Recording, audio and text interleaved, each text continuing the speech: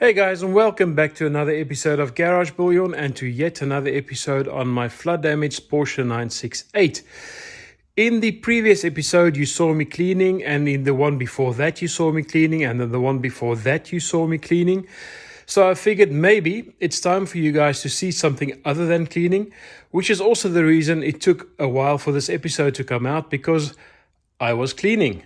In this episode, we are going to start installing the sound deadening, get the carpets in, and maybe with a bit of luck, even get the new seats into the car. So if you're new to my channel and you haven't seen any of the previous episodes on this car, I'm going to put a link to the very first episode up here. It would be good for you to go check that out at least, because then you'll get an idea of how bad this interior actually was. And I'll also put a link to the playlist so that you can follow on from the beginning. And I would advise you to do that, because then maybe it makes a lot more sense about what I'm doing in this video.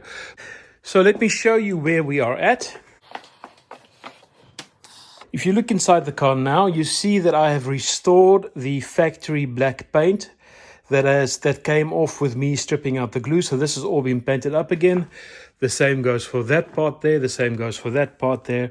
And also for this part here and the corners of the seat. So all of this has been painted the same way the factory did it, which means no masking, just roughly painting the areas that you might see through the carpets or through the creases in the seats. So that's now all been done. This has all been cleaned, so I'm very happy with where I am at the moment. So the very first thing we are going to do in this episode is to install the sound deadening on the center tunnel. And for this, I'm going to get Mrs. Garage Bouillon to come and help me. So I'm going to call my wife and the reassembly of my interior can start.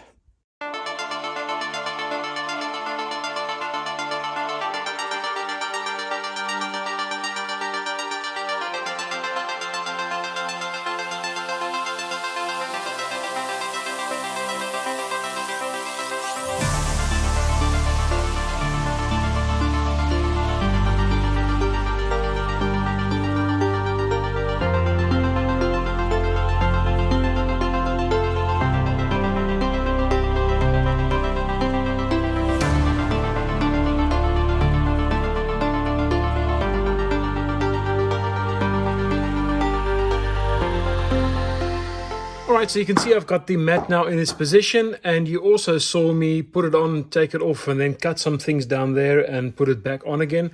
The reason for that is because I was putting this car back the way I took it apart, and I discovered a mistake that they made when they were manufacturing this car, and that is the fact that the wiring harness that goes to the seats was running under the sound deadening when I took the car apart. But now, as I was putting it on, you can see there's this little stud down here, this guy here. So I had the harness already onto the new stud with this new cable tie that I ordered from Porsche. They're about €1 per shot. I'll put the product number for you inside the description should you want to order this for your car. But basically, I already put this new one on there. I had the cable in its spot. And then I realized that the sound deadening mat did not want to lie flat. And the reason for that is obviously because this guy, it basically sits like this on the stud, right? Which means there's no way for this carpet to drop down. But by taking it off again, I've now managed to drop the sound deadening carpet on over that stud. And that means that this cable is supposed to run on the top of the sound deadening mat. I even discovered that there's a little gully for it right down there. So you can see you can bring it into there. And then as it evens out, right there, there's a hole. So this wiring harness needs to drop inside this hole and then go on the floor, which is basically up, down there, and pop out here where the next stud is. This one here gets a cable tie, and then it pops over the cross member, and then there's another stud here that it needs to be tied on. And then from here, it'll go into the power seat. So, interesting discovery that they did this wrong in the factory. And another interesting discovery is that this sound deadening mat was produced in 2007. So it was waiting a nice long 15 years for me on a shelf to order it. So I would say that if you guys need this thing, order it now, because this tells me that these things are no longer available. They just have some of them in the warehouse. All right, what I'm going to do now is I'm going to put the cable tie back now with the sound deadening underneath it. and I'll reroute the cables according to the hole I found, and then I think I'll even have a much nicer finish in the car without a little bump where the cable used to sit. So I'm going to set you guys up and we're going to get that done, and then once this is all glued down, we'll start with this side of the car and doing the sound deadening here, and I'll show you how we're going to tackle that.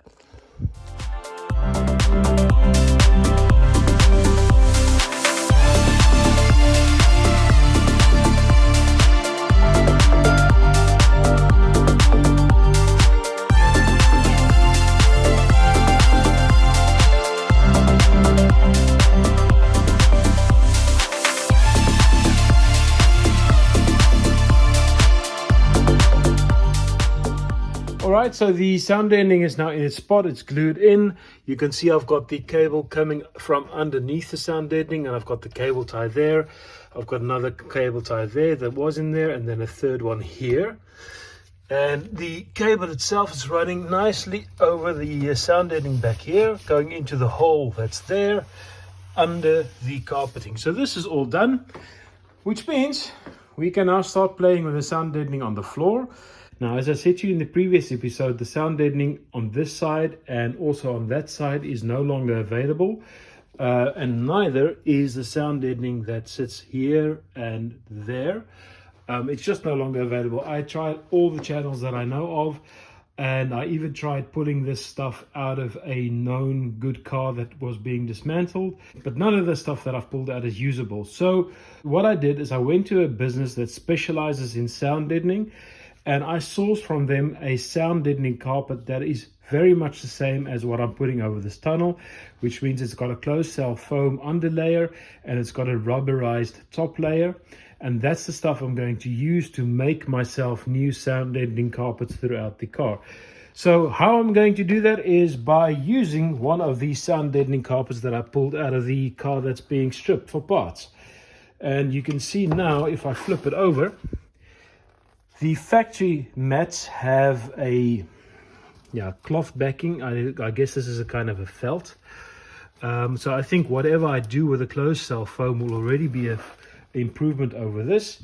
And basically what I'll be doing is I'll be using this as a template to help me just get a rough guide as to what this needs to be. And then I'll flip it over for the other side and again just try and cut it into what needs to be. So for these spanners, I did not manage to get anything usable. So I am going to resort to some cardboard aided design, and I'm going to cut a template that fits nicely and snug into this area. And once we have that template cut, then we can transfer that onto the sound deadening mat, and then we'll come and glue it into the car.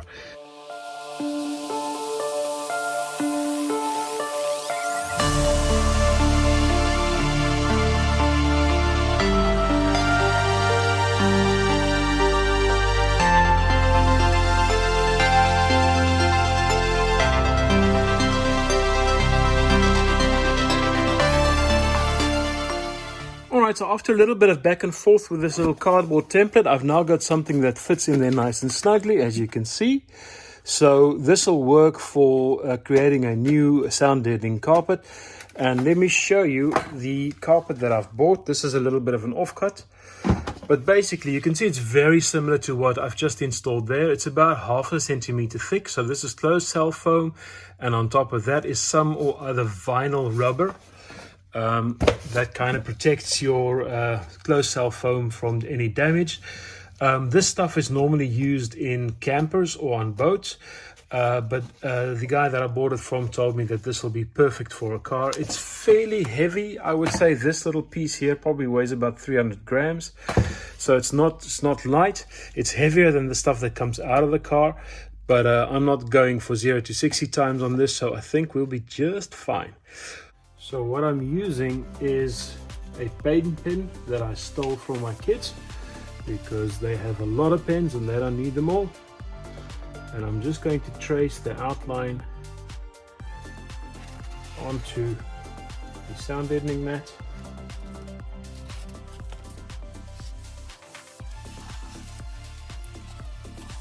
I will put a link to this stuff in the description should you want to buy it.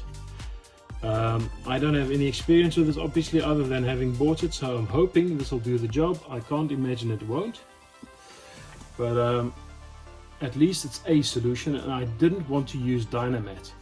I know some of you guys said I should. Dynamat only really works effectively if you fully Dynamat an area, whereas these are more aimed at specific areas, and I want to try and copy the factory setup as much as I possibly can.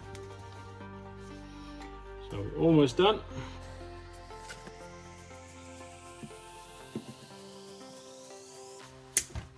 There we go. And for those of you who want to know, I'm using this stuff. So this is universal spray from 3N 08080. So go out and buy this. I've had this for like 10 years and it's still perfect. So here we go.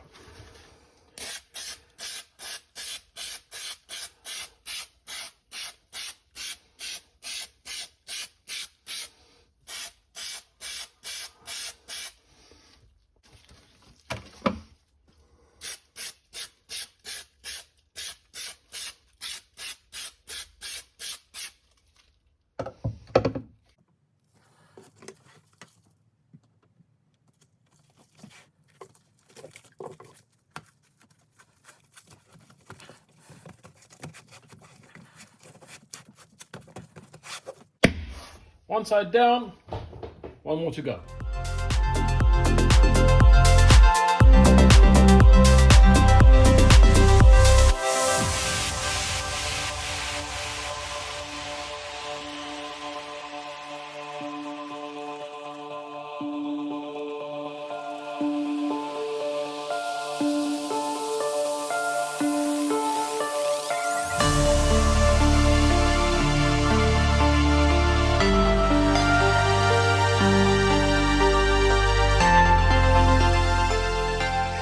Alright, so I'm done installing all of the sound deadening inside the car.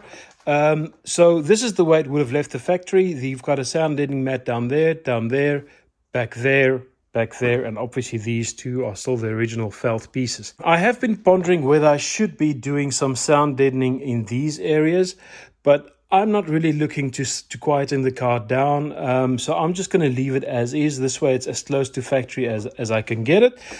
Which means the next job for me now is to start figuring out the puzzle with the carpets. And I believe I need to start with the vertical pieces on the front, this one and that one. And once that's done, I can start doing the floor sides, and then we'll bring the back, and then we can do these top ones that sits there. And once all of that's done, we can bring in the rear bench. So I'm going to set you up so you can follow along. So wish me luck.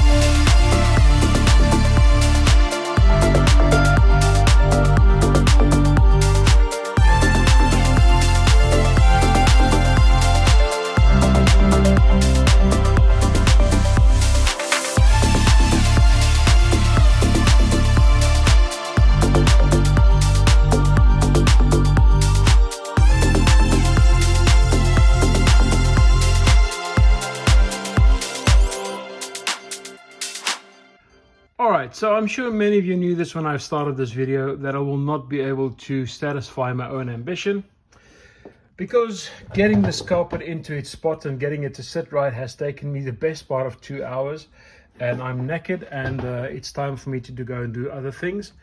But as you can see, it's sitting in its spot. Switches are in, levers are in, the accelerator pedal is in. I'm just have a hammer in there to just push the carpet onto the glue to make sure I don't have a bubble on that side. But the carpet is in. I'm gonna have to trim it a little bit on this side. I think, don't know how this happened, but I'm like a half a centimeter off on this side. That side seems to be fine. It's sitting really nicely. It's a little bit higher, I think, than it used to be with the previous insulation. So I'm probably going to have to cut off a little bit of a lip on the top there, but that's also okay. So this is in. I expect the other side to be easier. But before I can button that side up, I need to go and get a couple of parts from my friend at Inline 4. So I'll be doing that tomorrow morning. But that means it's time for me to end this episode and thank all of you for watching and sticking with my channel, even though progress is so extremely slow. So I'd like to remind you that if you like these kinds of videos and you like my channel, please remember to subscribe and like. It really does help me out. I would really like to get to 1,000 subscribers, and with your help, I can get there. So until next time, when we continue this interior restoration, goodbye.